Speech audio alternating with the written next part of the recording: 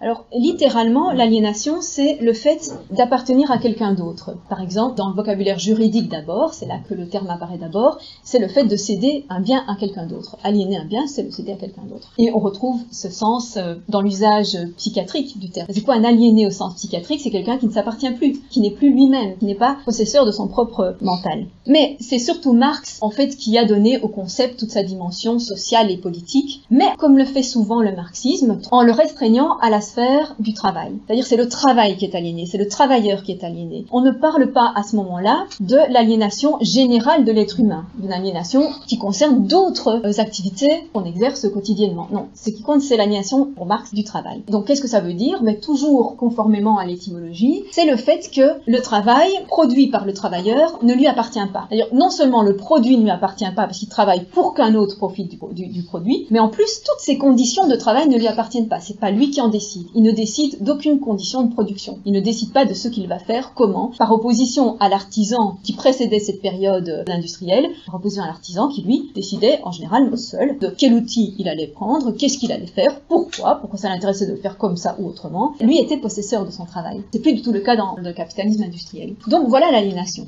L'aliénation du travailleur, c'est le fait qu'il ne maîtrise, il ne possède rien de son travail, ni de ses conditions. De là, dans le courant du XXe siècle, on a étendu cette notion justement à d'autres aspects, et heureusement, on a cessé de considérer l'homme uniquement comme un travailleur. Y compris, l'homme révolutionnaire n'est pas seulement révolutionnaire parce qu'il est un travailleur. C'est pas seulement pour se délivrer de conditions de travail insupportables qu'on fait la révolution. Il y a plein d'autres aspects qui sont à gagner et à améliorer. Et donc, dans le courant du XXe siècle, on a notamment utilisé les apports de la psychanalyse et de la critique de la vie quotidienne pour enrichir cette notion d'aliénation. Il y a bien sûr toute la notion psychanalytique d'aliénation de l'individu, c'est-à-dire qu'il faut essayer de comprendre comment peut se faire une socialisation du psychisme nouveau-né, une socialisation qui ne soit pas entièrement un formatage sans laisser aucune marge de liberté à l'individu pour développer quelque chose de propre. Donc il y a toute cette réflexion sur le fait que nécessairement l'individu est formé par les autres. Bien sûr, il ne s'agit pas de nier ça. Nécessairement l'individu, quand il naît rien. Pour devenir un individu, il faut qu'il soit socialisé, c'est-à-dire il faut qu'il reçoive toute une série d'apports qui lui viennent d'une société, pas seulement pour sa survie, pas seulement d'indications qui lui permettent de survivre, mais aussi toute une série, comme je disais, de représentations,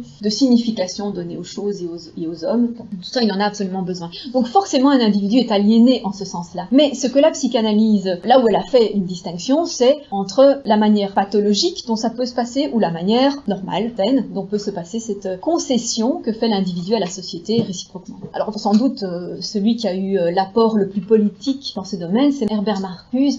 Par exemple, dans L'homme unidimensionnel,